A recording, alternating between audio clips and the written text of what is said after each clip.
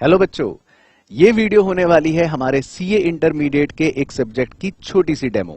अगर आप भी सीए इंटरमीडिएट की तैयारी करना चाहते हैं तो 5 जनवरी से हमारे अर्ली बर्ड बैचेस स्टार्ट होने जा रहे हैं, जिसमें आपको पूरी प्रिपरेशन करवाई जाएगी 800 मार्क्स की आपके सीए इंटर के एग्जाम के लिए। और इस बार हमारा टारगेट है नवंबर 2023, वो भी फर्स्ट अटेम्प्ट में। तो ये वीडियो डेमो लेक्चर है आपके लिए स्पेशली ऑन यूट्यूब। बाकी आपको करना है अब सिर्फ एक काम, आरकेजी सीए क्लासेस के ऐप को करना है डाउनलोड। वहां पर आप देख सकते हैं बहुत सारे डेमो लेक्चर्स हैं स्पेशली आपके लिए। और अगर आपके मन में कोई भी क्वेरी रिलेटिंग टू एडमिशन तो आप इन दिए हुए नंबर पर कॉल या व्हाट्सएप कर सकते हैं। टारगेट इस बार हम सबका एक ही है कि सीए इंटरमीडिएट को फर्स्ट अटेम्प्ट में क्रैक करना है, वो भी नवंबर 2023 में। All the best.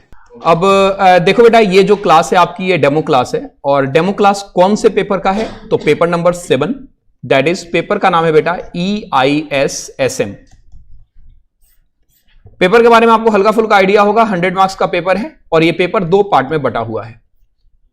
एक आपका बचा हुआ है, एक बटा हुआ है EIS, और दूसरा जो आपका है वो है बेटा स्ट्रैटेजिक मैनेजमेंट। क्या है बोलो बेटा? इस पेपर का पूरा नाम है वो है enterprises information system and strategic management. क्या बोलो बेटा? EIS and SM।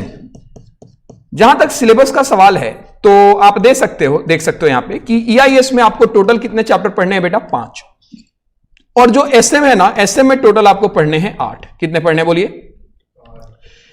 याद रखिएगा, EIS आपके एग्जाम में जो आएगा वो आएगा फॉर द 50 मार्क्स, और रिमेनिंग SM जो आपके एग्जाम में आएगा वो भी आएगा फॉर द 50 मार्क्स। इस 50 मार्क्स के लिए आपको पढ़ना है 5 चैप्टर, जिसमें जो लास्ट चैप्टर है ना वो काफी ज्यादा इंटरेस्टिंग है, कोर बैंकिंग सिस्टम। और ये चैप्टर इतना ज्यादा इंपॉर्टेंट है, बिल्कुल मक्खन है ये चैप्टर। मतलब जब आप पढ़ोगे इसको साथ साथ क्लास में ही इसको याद भी कर लोगे। इसमें बैंकिंग टर्मिनोलॉजी के बारे में अपन डिस्कस करेंगे। Credit card, debit card, cheque system, banking का काम कैसे होता है, नेशनलाइज बैंक किसे कहते हैं, कमर्शियल बैंक किसे कहते हैं, प्राइवेट बैंक किसे कहते हैं, गवर्नमेंट अंडरटेकिंग बैंक किसे कहते हैं, RBI का रोल क्या है। ये सब ये इंटरेस्टिंग चैप्टर है। लेकिन जो बाकी के चैप्टर्स हैं ना, वो chapters is all about for the computer. I am frankly speaking, EIS के जितने भी आपके बाकी 4 चैप्टर हैं वो बेटा बेसिकली कंप्यूटर के हैं। लेकिन इसका जो दूसरा पार्ट होता है strategic management, that is for the 50 marks, इसमें आपको टोटल बेटा 8 चैप्टर पढ़ना है। और ये 8 चैप्टर 50 नंबर में आपसे पूछे जाएंगे। And frankly speaking, this 5 chapter is all about for the computer, तो this 8 chapter is all about for the business. इन दोनों का कोई आपस में लिंक मुझे शुरू में भी नहीं दिखा था जब आपके इंस्टीट्यूट ने सिलेबस ड्राफ्ट किया था, तो दोनों का कोई लिंक नहीं देखा था। और मैंने तो बेइज्जती भी की थी जब यह सिलेबस को ड्राफ्ट किया गया तो, और इंस्टीट्यूट को बेइज्जती बाद में समझ आई नए सिलेबस में। ये जो नया सिलेबस इंस्टीट्यूट ने ड्राफ्ट किया है वहां से EIS पोर्शन को बेटा हटा दिया गया है और स्ट्रेटेजिक मैनेजमेंट को पार्ट बना दिया गया है फाइनेंशियल मैनेजमेंट का। तो नया जो सिलेबस आया ना उसमें financial management and strategic management 100 marks का पेपर है। इको को हटा दिया गया, इको को बेटा कर दिया गया फाउंडेशन के 100 मार्क्स में, BC के हटा दिया गया। तो क्या मस्त ड्राफ्टिंग की गई है आपके नए सिलेबस की। और देखो लिंक भी यही बनता है, financial management and strategic management. आप बिजनेस के फंड को मैनेज करना सीखिए और उसका बिजनेस की स्ट्रेटेजी बनाइए। ये क्या बात हुई भाई, कंप्यूटर को मैनेज करिए बाद में स्ट्रेटेजी बनाइए। तो इनका आपस में कोई लिंकेज सच में नहीं था। लेकिन एक EIS के टीचर होने के नाते ये बात मैं बोलूं तो मेरे मुंह से शोभा नहीं देता, तो इसलिए मैं ये वर्ड नहीं बोल रहा हूं। तो ये आपके सिलेबस का ओवरव्यू है। सिलेबस के ओवरव्यू में मैं कुछ चीजें और भी आपसे अगर डिस्कस करूं तो यहां पे देख सकते हो बेटा, हल्का फुल्का मैं आपको बताता हूं। पहला चैप्टर जो EIS में पढ़ना है वो है ऑटोमेटेड बिजनेस प्रोसेस। मैं यहां पर बिजनेस प्रोसेस के ऑटोमेशन के बारे में आपको सिखाऊंगा। ऑटोमेशन आपको पता होगा बेटा कि पहले काम मैनुअल हुआ करता था, लेकिन आजकल ब्लॉकचेन टेक्नोलॉजी आ चुकी है, आजकल आर्टिफिशियल इंटेलिजेंस आ चुके हैं, आजकल सारे काम ऑटोमेशन मोड पे चले गए हैं।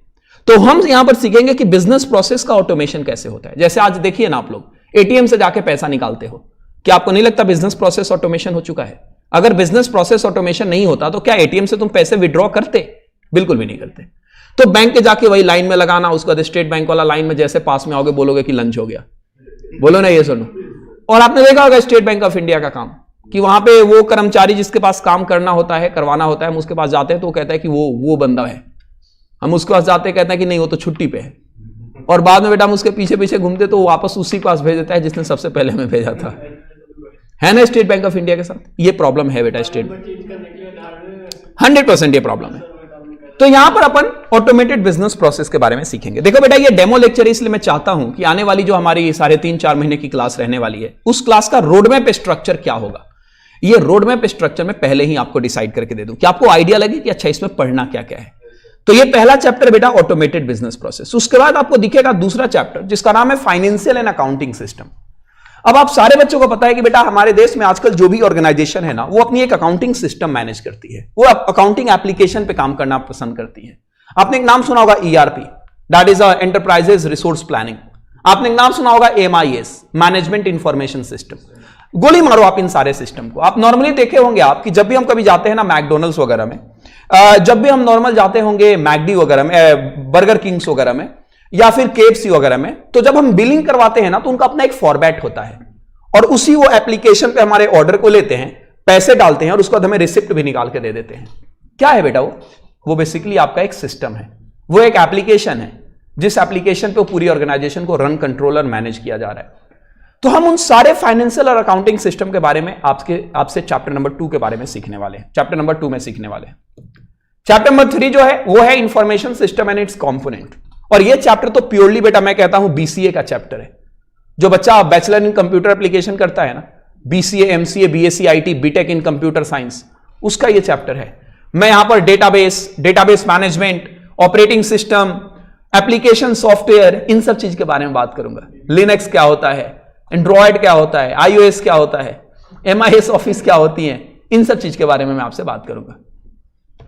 इसके बाद chapter number 4, again I am saying कि ये चैप्टर थोड़ा सा इंटरेस्टिंग बन जाएगा। ये चैप्टर, इसमें कोई शक नहीं है बेटा कि ये चैप्टर आपका थोड़ा सा इंटरेस्टिंग बनेगा। क्यों भाई? क्योंकि हम यहां पर ई-कॉमर्स, एम-कॉमर्स और इमर्जिंग टेक्नोलॉजी के बारे में बात करेंगे। Amazon, फ्लिपकार्ट, ब्लिंकिट, आजकल तो शायद अगर ई-कॉमर्स के बारे में गुणगान कम किया जाए तो थोड़ी सी नाइंसाफी होगी डेवलप्ड इकोनॉमी के लिए, क्योंकि जो इकोनॉमी डेवलप्ड को गोली मारो बेटा, डेवलपिंग की तरफ ही जा रही है, वो इमर्जिंग टेक्नोलॉजी की तरफ फास्ट फॉरवर्ड मूवमेंट कर रही है। आजकल के जितने भी बिजनेसमैन हैं वो फिजिकल मार्केट एक्सेस ले या ना ले, लेकिन इलेक्ट्रॉनिक मार्केट एक्सेस तो सबसे पहले ले लेते हैं।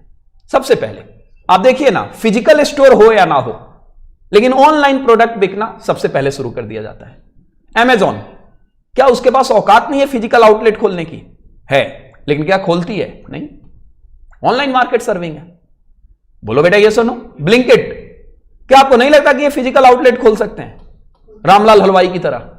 बिल्कुल खोल सकते हैं, लेकिन रामलाल हलवाई देखोगे कि वो फिजिकल आउटलेट में पूरे दिन में 10 कस्टमर निकालता है, जबकि Amazon पूरे दिन में 1 लाख कस्टमर निकालती है।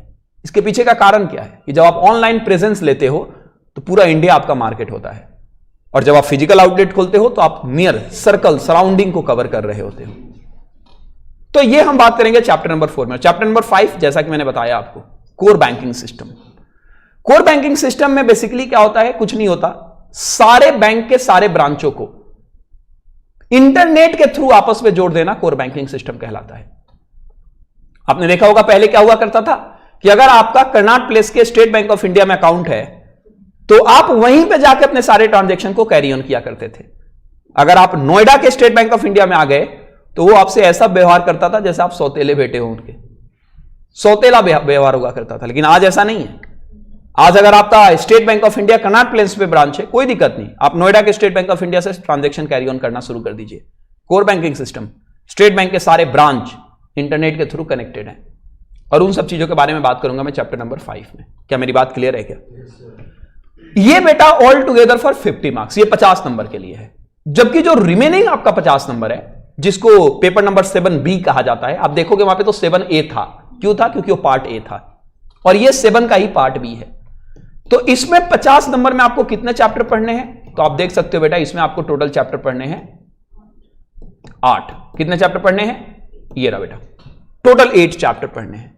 और मैं बोलूंगा कि ये चैप्टर कंपैरेटिवली बेटा उस चैप्टर से, यानी कि EIS वाले पोर्शन से ज्यादा इंटरेस्टिंग है और ज्यादा कवरेज है, ऐसा मैं नहीं बोलूंगा, क्योंकि वो 5 चैप्टर 50 नंबर और ये 8 चैप्टर 50 नंबर। इसका वेटेज कम है, 7-8 नंबर एक चैप्टर, लेकिन उसका वेटेज ज्यादा है।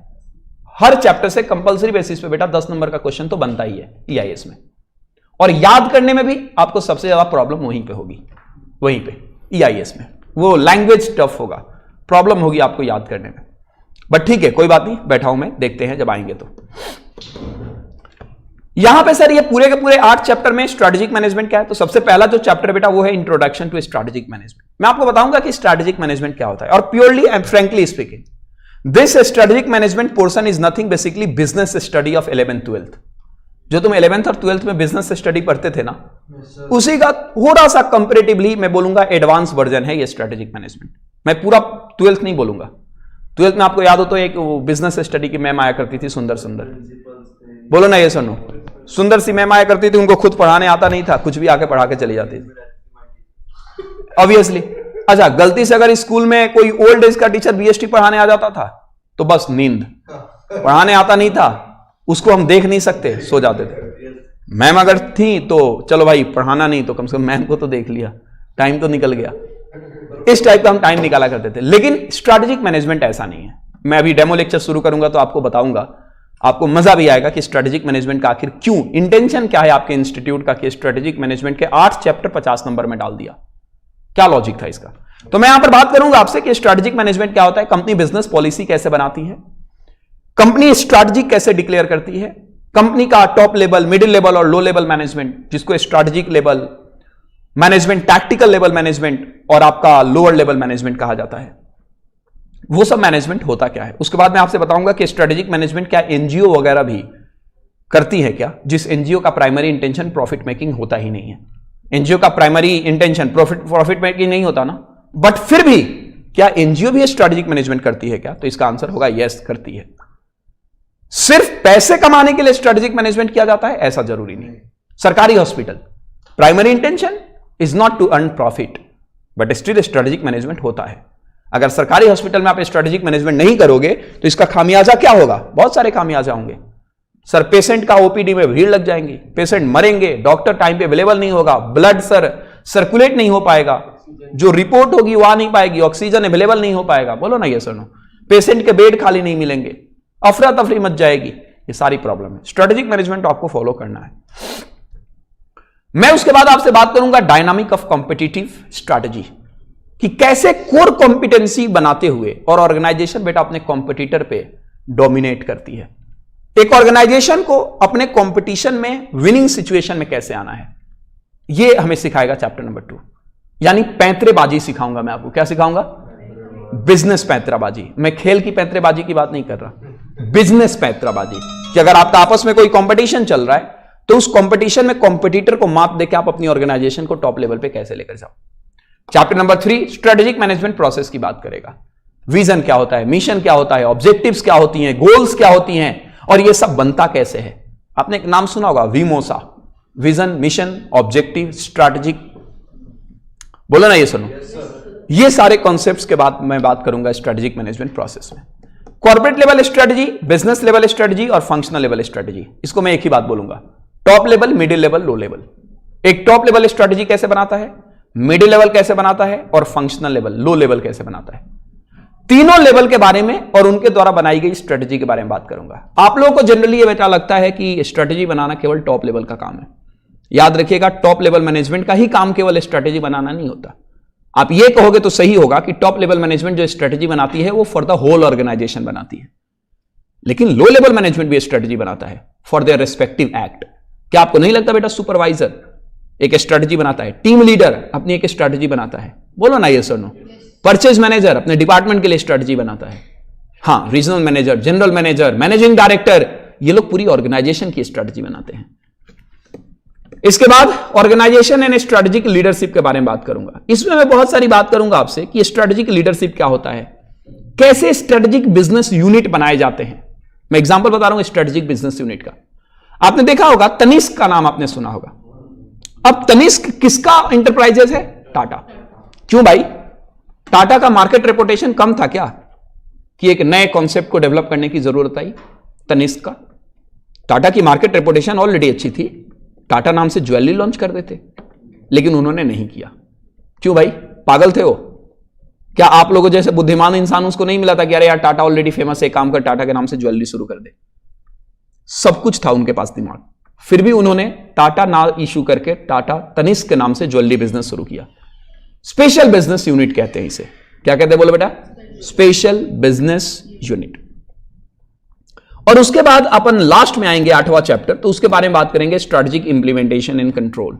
जब आप स्ट्रेटजी को इंप्लीमेंट करना शुरू कर देते हो ना बेटा, तो उसमें बहुत सारे टाइम, रिसोर्सेस वगैरह की वेस्टेज होती है और उन सब चीज को कंट्रोल करना जरूरी होता है। क्योंकि देखो, अगर आप स्ट्रेटजी में इन सब चीजों को कंट्रोल नहीं करोगे तो याद रखिएगा फिर वो आपका मैनेजमेंट इफेक्टिव और इफिशियंट नहीं हो पाएगा।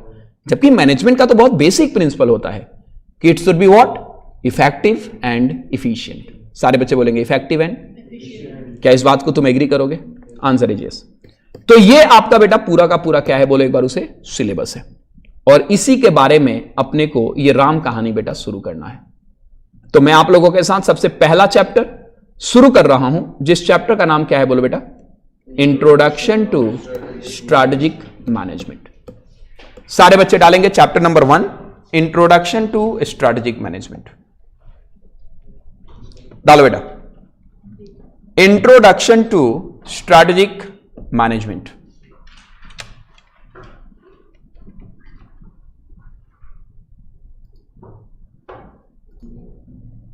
चलो बेटा सुनो, अब ये चैप्टर का जो नाम आपने डाला है इंट्रोडक्शन टू स्ट्रैटेजिक मैनेजमेंट, इस चैप्टर को पहले ओवरऑल क्लियर करते हैं कि इस चैप्टर में आखिर अपने को पढ़ना क्या क्या है। फ्रेंकली स्पीकिंग, इस पूरे के पूरे चैप्टर में बेटा आपको 4 कॉन्सेप्ट सीखने हैं।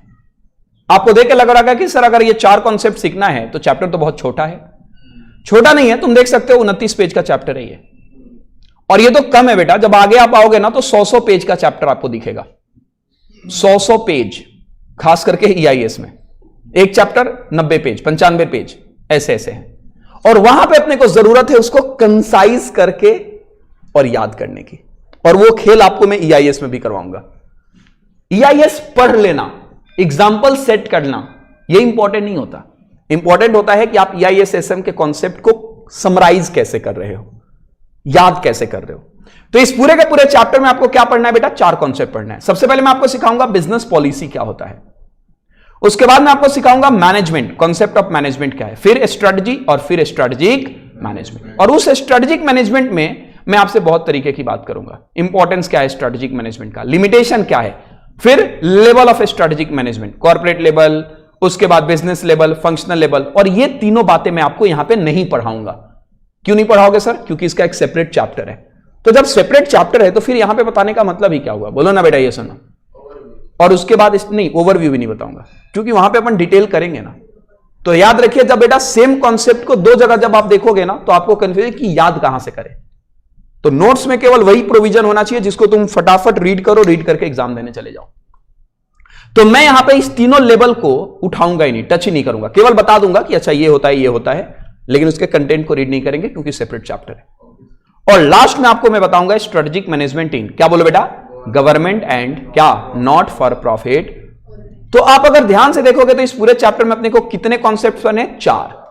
एक पढ़ना है business policy, concept of management, strategy, strategic management, और एक लास्ट पढ़ना है स्ट्रेटेजिक मैनेजमेंट इन NGO, 5। तो सारे बच्चे काम करेंगे। जहां पे आप लोगों ने लिखा है इंट्रोडक्शन टू स्ट्रेटेजिक मैनेजमेंट, आप उसके नीचे लिखिए ओवरऑल चैप्टर,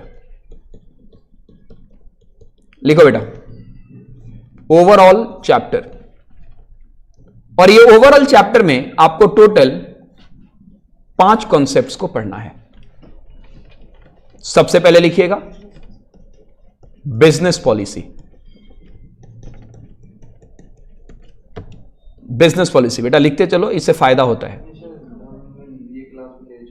अच्छा ये भी लिखते, अरे यार। दूसरा चैप्टर आपको क्या पढ़ना है, कॉन्सेप्ट ऑफ मैनेजमेंट। तीसरा आपको पढ़ना है क्या, स्ट्रेटजी। चौथा पढ़ना है स्ट्रेटेजिक मैनेजमेंट, और उसके बाद 5वां पढ़ना है strategic management in government and NGO बोलो, NPO बोलो, लगभग एक ही बात है। ये टोटल 5 कॉन्सेप्ट्स आपको बेटा इस चैप्टर में पढ़ने हैं। डन करें क्या? और मैं इस चैप्टर को शुरू करूं और पढ़ाना शुरू करूं उसके पहले मेरे कुछ सवाल हैं आपसे, और उसके बाद बेटा एक एक करके मैं सारे कॉन्सेप्ट को शुरू कर दूंगा। तुम देख सकते हो यहां पर सबसे पहला कॉन्सेप्ट है दैट इज बिजनेस पॉलिसी। तो मैं बताऊंगा बिजनेस पॉलिसी के बारे में, बहुत सारी चीजें हम सीखेंगे। मॉड्यूल के लैंग्वेज को मैं सॉर्ट करके भी आपके सामने दूंगा, बहुत सारी बातें लिखवाऊंगा कि अगर 5 नंबर में क्वेश्चन आ जाए तो बिजनेस पॉलिसी को लेकर क्या क्या लिखना है, सारी तमाम बातें हम डिस्कस करेंगे। लेकिन इन सारी बातों को डिस्कस करने से पहले मैं एक छोटा सा पॉइंट आपसे डिस्कस करना चाहता हूं, बहुत छोटा सा, कि सर सुनो, what is the need of strategic management. Sir आप हमें ये चैप्टर करा रहे हो इंट्रोडक्शन ऑफ स्ट्रेटेजिक मैनेजमेंट, मतलब आप स्ट्रेटेजिक मैनेजमेंट के बारे में हमें हल्का फुल्का इंट्रोडक्शन दोगे। तो सर जब आप हमें हल्का फुल्का इंट्रोडक्शन दोगे तो पहले तो आप यही बताओ सर कि स्ट्रेटेजिक मैनेजमेंट की आखिर जरूरत क्या है, हमें स्ट्रेटेजिक मैनेजमेंट पढ़ना ही क्यों चाहिए। तो मैं इसके बारे में आपको हल्का फुल्का एक ऑब्जेक्टिव क्लियर करना चाहता हूं इस पूरे के पूरे पेपर को लेकर। क्या बेटा इंस्टीट्यूट ने स्ट्रेटेजिक मैनेजमेंट सिर्फ तुम्हारे सिलेबस में इसलिए डाला है क्या कि चलो डाल के सीए इंटर वाले बच्चों को परेशान करते हैं, नहीं, या फिर मेरी रेवेन्यू इनकम को इंक्रीज कर दी जाए, ऐसा नहीं है। हर पोर्शन का आपके लिए कोई ना कोई एक ऑब्जेक्टिव होता है, कोई ना कोई पर्पस होता है। स्ट्रेटेजिक मैनेजमेंट का क्या नीड है, क्या पर्पस है, मैं ये आपको एक्सप्लेन नहीं कर रहा डायरेक्टली, मैं आपको इनडायरेक्टली कुछ एग्जांपल दे रहा हूं, आपको खुद ही समझ आ जाएगा कि इंस्टीट्यूट ने स्ट्रेटेजिक मैनेजमेंट तुम्हारे सिलेबस में क्यों डाला है। याद करो बेटा, एक कंपनी नोकिया, क्या कमी थी इसमें। एक टाइम हुआ करता था जब लोग मोबाइल को मोबाइल फोन ना कह के नोकिया कहा करते थे। पहली बार ऐसा लाइफ में हुआ कि किसी प्रोडक्ट का नाम किसी कंपनी के नाम पे कन्वर्ट कर दिया गया। मोबाइल बेसिकली लोग कहना कम करते थे, नोकिया दियो। हर किसी के पास में फोन है क्या, हां कौन सा, नोकिया। मोबाइल दुकान पे जाइए, क्या है, नोकिया है क्या, अरे एक नोकिया का कोई भी आप सेट उठा के देख लो, 1100 सेट, 1110, 1210 ये सेट हुआ करता था। और सारे नोकिया के products is a super duper market hit. लोगों का ट्रस्ट केवल एक ही होता था, दैट इज नोकिया, बस उसके अलावा कुछ भी नहीं। हालांकि उस समय मोटरोला भी हुआ करता था और काफी फेमस कंपनी हुआ करती थी मोटरोला, बट मोटरोला के मार्केट में रहने के बावजूद भी लोगों ने प्रेफर किया एक ही प्रोडक्ट जिसका नाम है, क्या बोलो, नोकिया। क्या पीछे कारण था सर, कितनी सक्सेसफुल प्रोडक्ट, इतनी जबरदस्त मार्केट कैप्चरिंग, बट मार्केट से गई तो चली ही गई, फिर कभी वापस नहीं आई। अगर आपको यह लगता है कि नोकिया ने बाउंस बैक करने की कोशिश नहीं किया था तो याद रखिएगा बेटा, ये आप गलत हो। याद रखिएगा जब हमारे देश में लोग एंड्रॉयड की तरफ शिफ्ट हो रहे थे, नोकिया ने भी अपना डाइवर्सिफिकेशन करने की सोची थी और पूरे विश्व की सबसे बड़ी कंपनी माइक्रोसॉफ्ट के साथ उसने हाथ मिलाया था। लेकिन यह स्ट्रेटजी भी काम की नहीं रही, खत्म हुआ मार्केट से तो खत्म ही हो गया। क्या कमी था इसमें, केवल एक ही कारण था, that is a strategic management failure. Strategic management failure वो कारण था जो नोकिया मार्केट से गई तो चली ही गई, फिर कभी वापस नहीं आई। मेरा दूसरा एग्जांपल, टाटा नैनो। याद रखिएगा बेटा, जब टाटा नैनो हमारे देश में आया था और जब इस प्रोडक्ट को लॉन्च किया गया, जब इसकी सब्सक्रिप्शन शुरू हुई थी, तो प्रॉपर टाटा कंपनी का ये ऑफिशियल प्रेस कॉन्फ्रेंस था कि आप टाटा नैनो के सब्सक्रिप्शन को बंद करिए। हमारी एक्सपेक्टेशन जितनी थी उससे 5 गुना ज्यादा सब्सक्रिप्शन हो चुका है। हम आने वाले 1 साल तक भी ये डिलीवरी नहीं दे पाएंगे। पहले कंपनी की प्रोडक्शन कैपेसिटी को इंप्रूव करने दीजिए, हम कार बना बना के मार्केट में बाद में सप्लाई करेंगे। तबाह बर्बाद कर दिया था पूरे मार्केट को नैनो जब आई थी तो, क्योंकि कंपनी ट्रस्टेड थी। टाटा लखटकिया कार, सस्ते कार, अपना एक ट्रेडिशन, अपनी एक टशन कार चलाने की, पैसा कम टशन पूरा, लोग बेटा इसको यूज करना शुरू कर दिया। आखिर क्या ऐसे हालात हो गए साहब कि वो टाटा जब नैनो मार्केट से गई तो फिर वापस नहीं आई, चली ही गई। आप देख रहे हो ना आज नैनो के हालात। नैनो के हालात ये हो चुके हैं कि बेटा मान के चलो ये गर्ल्स है जो अपने बॉयफ्रेंड को ढूंढ रही है और इसके सामने 2 लड़के आ रहे हैं, एक जो स्प्लेंडर बाइक पे है और एक जो नैनो पे है, और इसके पास ऑप्शन है कि सुन तुझे इन्हीं दोनों में से किसी से हाथ मिलाना है। तो बेटा याद रखिएगा वो स्प्लेंडर वाले से हाथ मिला लेगी, नैनो वाले के बोलेगी कि भाई सुन तेरे बस की नहीं है, तू जा। नैनो वो कार है जो भी खरीद के भी ऐसा लगता था कि क्या मेरी बात समझ रहे हो ना? याद रखिएगा बेटा ये बात। टाटा नैनो के मार्केट फेलियर का एक ही रीजन था, स्ट्रेटेजिक मैनेजमेंट फेलियर। कंपनी ये पहचान नहीं पाई कि जो नैनो पॉपुलर हो रही है लखटकिया वर्ड से, ये वर्ड आने वाले समय में इसके लिए सबसे ज्यादा खतरा बनने वाला है। और जानते हो टाटा नैनो के फेल होने का सबसे बड़ा रीजन वो लखटकिया वर्ड, शब्द लखटकिया जिसको यूज किया जाता था। याद रखिएगा, इंडिया प्रीमियम फेस वैल्यू वाली कंट्री है। हम लोग दिखावे पे अपनी जिंदगी को जीते हैं, और ये लखटकिया लखटकिया लखटकिया इतना ज्यादा लखटकिया हो गया कि लखटकिया रखना अपने आप में बेइज्जती कराने के बराबर हो चुका था। ब्रांडिंग, आपने प्रोडक्ट की ब्रांडिंग प्रोडक्ट से नहीं उसके प्राइस टैग से किया, और यही श्राप बन गया उस कंपनी के लिए। लोग ये नहीं कहते थे नैनो लिया है, उसने लखटकिया लिया है, खत्म।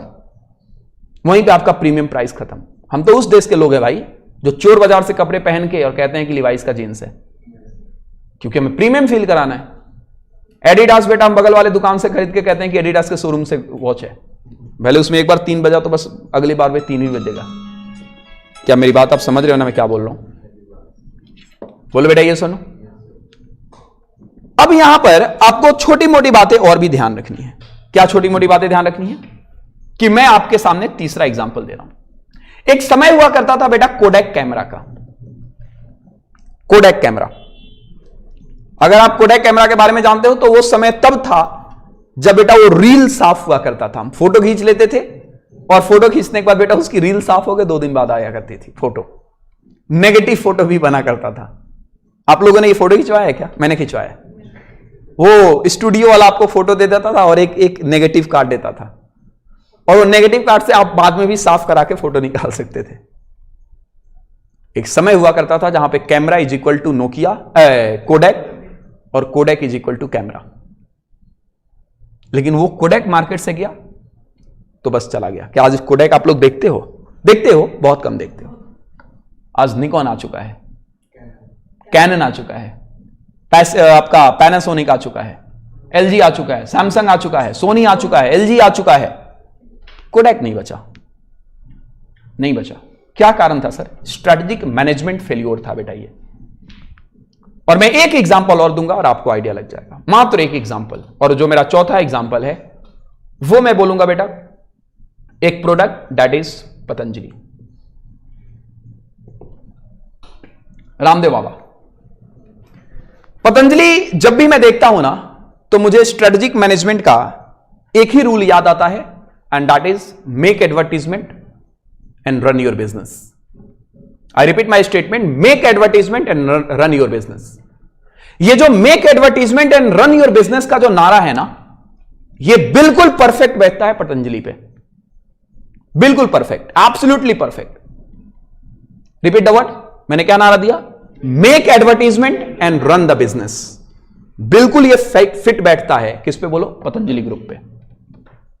पतंजलि का प्रोडक्ट आप निकाल के देखिए। मैं रामदेव बाबा का भक्त हूं लेकिन अंधभक्त नहीं हूं। आप रामदेव बाबा का पतंजलि ग्रुप का कोई भी प्रोडक्ट उठा के देख लीजिए, उससे ज्यादा घटिया प्रोडक्ट उस लाइन में कोई और प्रोडक्ट नहीं हो सकता।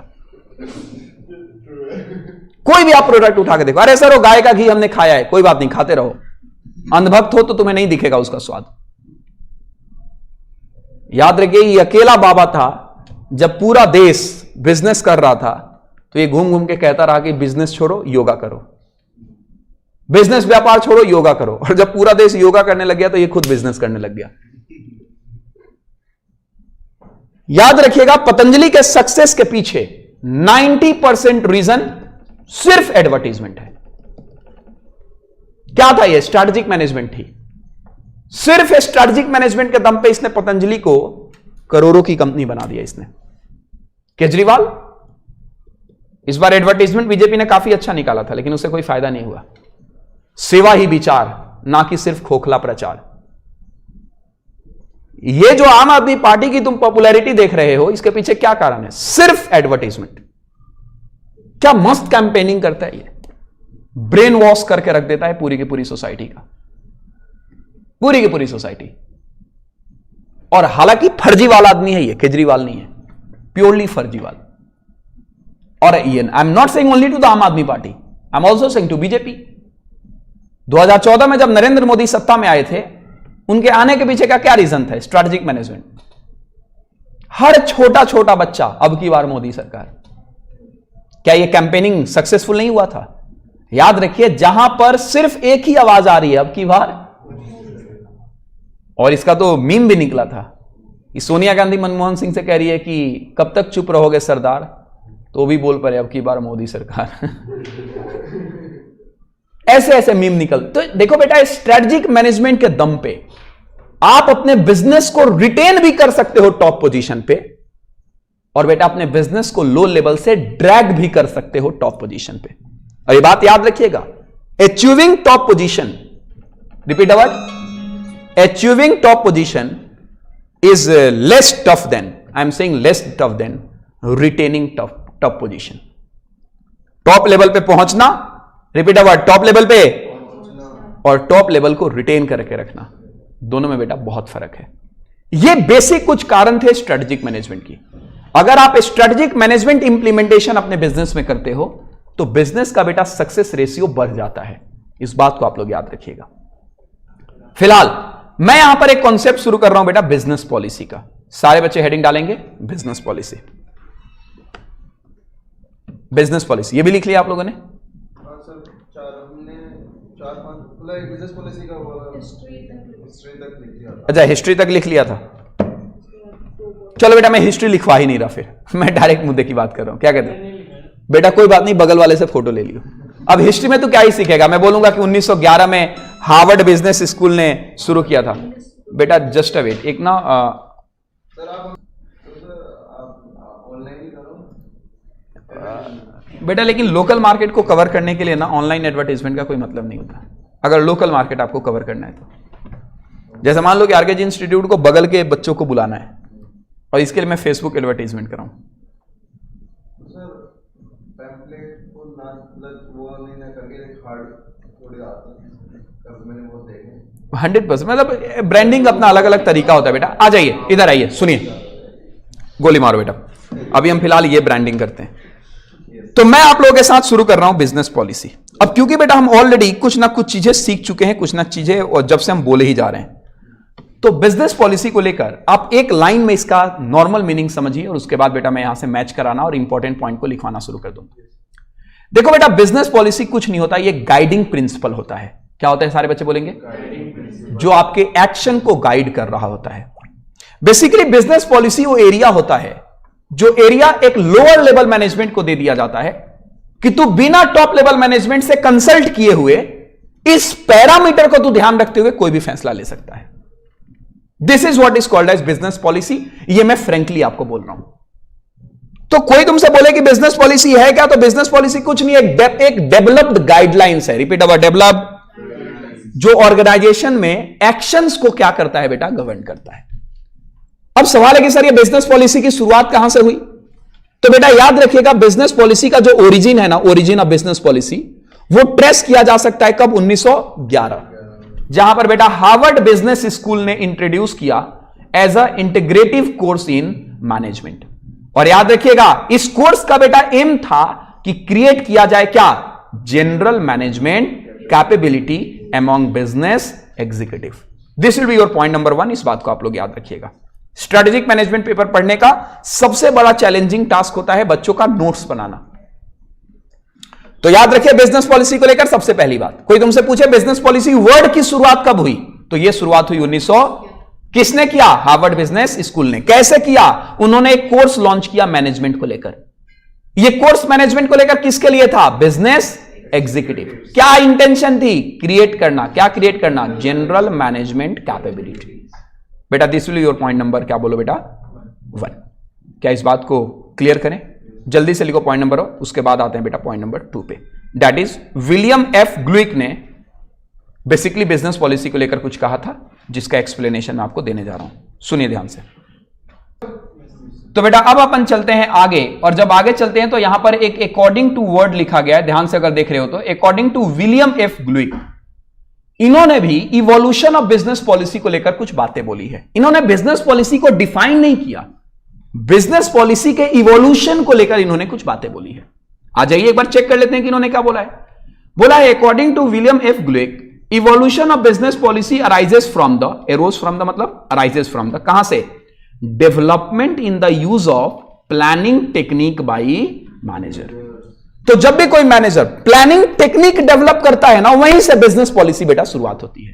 क्योंकि मैंने अभी अभी आपको एक बात बताई थी, अगर आपने ध्यान दिया हो तो, कि बिजनेस पॉलिसी बेसिकली ऑर्गेनाइजेशन के एक्शन को गाइड करता है। तो भाई जब बिजनेस मैनेजर कोई प्लानिंग टेक्निक करेगा तो उसके एक्शन को गाइड करने की जरूरत आएगी ना। वो गाइड क्या करेगा? पॉलिसी ही तो गाइड करेगा। तो इस बात को आप लोग हमेशा याद रखिएगा। एक वर्ड याद रखना कि मैनेजर जब जब, repeat a word, planning technique develop करेगा, बेसिकली बेटा बिजनेस पॉलिसी वहीं से क्या हो जाती है? शुरुआत। वो बिजनेस पॉलिसी से ही प्लानिंग टेक्निक डेवलप किया जा सकता है। इस बात को आप लोग याद रखिएगा। क्या मेरी बात आप समझ रहे हो क्या? और श्योर 100%? अब यहां पर आएगा एक वर्ड, रुको एक साथ लिख लेना। अब यहां पर एक वर्ड आएगा कि बिजनेस पॉलिसी का फिर डेफिनेशन क्या है सर? तो बिजनेस पॉलिसी को डिफाइन किया गया है, एक साहब है क्रिस्टेंशन, और इन्होंने बोला है, क्रिस्टेंशन ने, कि देखिए बिजनेस पॉलिसी बेसिकली ए स्टडी होता है। किसका study? Function and responsibility of senior management. Senior management, the crucial problem that affect success in the total enterprises and the decision that determine the direction of organization and shape its future। बेटा इसको exam के लिए कैसे याद करोगे? क्योंकि ये तो लैंग्वेज टफ है, तो आपको यहां पे लिखना है कि एज पर क्रिस्टेंशन, क्या बोलो बेटा? As per business policy is the study of function and responsibility of, क्या बोलो बेटा? Senior management. क्या बोलो बेटा? Function and responsibility of senior management and deals with crucial problem. क्या बोलो बेटा? And deals with that affects success in the total enterprises। क्या मेरी बात क्लियर है क्या? यहां पे फुल स्टॉप दे सकते हो।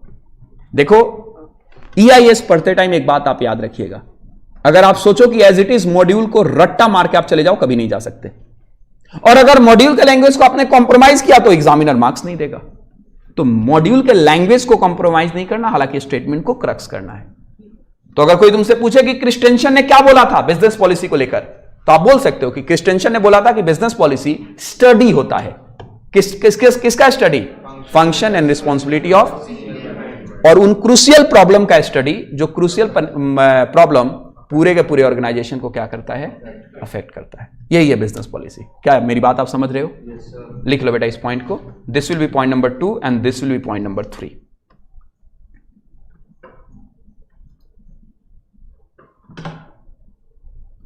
तो देखो बेटा, बिजनेस पॉलिसी को लेकर जो मेरा वाला डेफिनेशन है ना, जो इजी लैंग्वेज में डेफिनेशन था, उस डेफिनेशन को आप प्लीज लिखिएगा पॉइंट नंबर 4 में। सारे बच्चे लिखेंगे पॉइंट नंबर 4, और ये मेरा डेफिनेशन है बेटा बिजनेस पॉलिसी को लेकर। ये सबसे आसान डेफिनेशन है। मैं कहता हूं कि business policy are the guidelines. क्या बोलो बेटा? Business policy are the guidelines developed by an organization।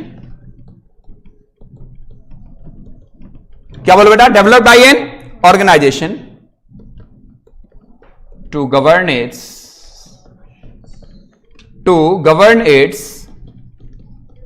action। क्या बोलो बेटा? govern its action। Full stop. और यहीं पे फुल स्टॉप के बाद कंटिन्यू होना, लिखिएगा following are the features of business policy. देखो बेटा, बिजनेस पॉलिसी के ना अपने कुछ फीचर्स होते हैं, और आप सारे बच्चों को यह बात पता है फीचर्स का मतलब क्या है। एसेंशियल एलिमेंट्स मतलब बिजनेस पॉलिसी में पाई जाने वाली चीजें।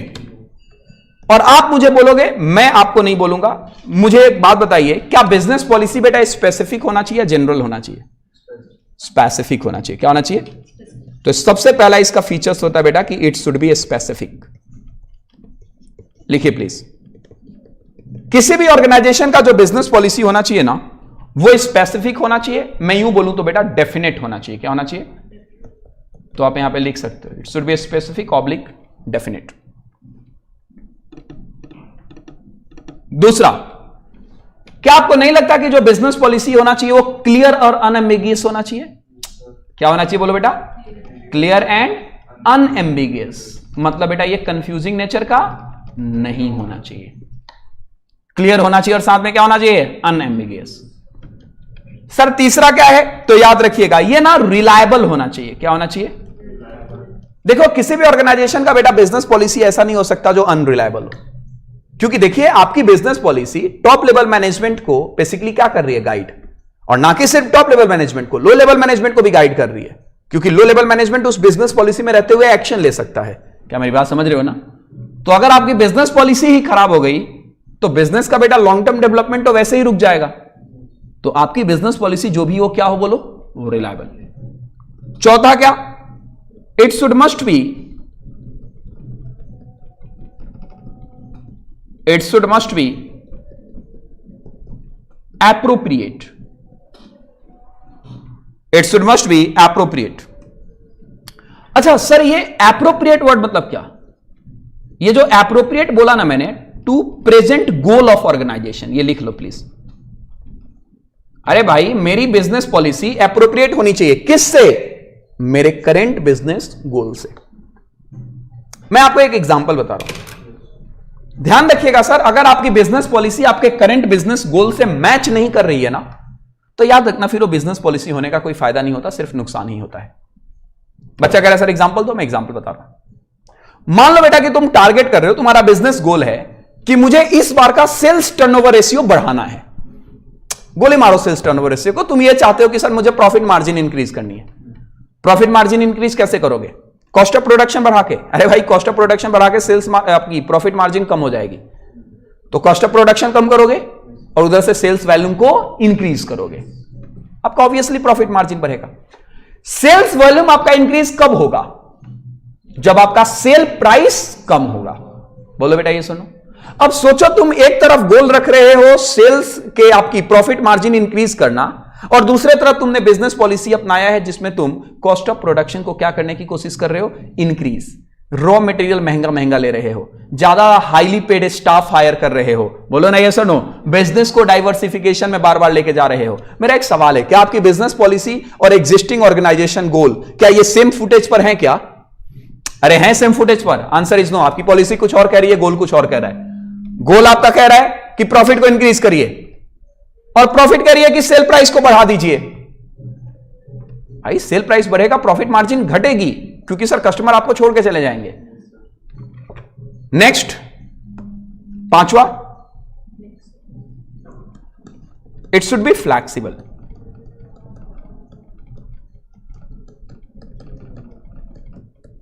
क्या बोल बेटा? It should be flexible.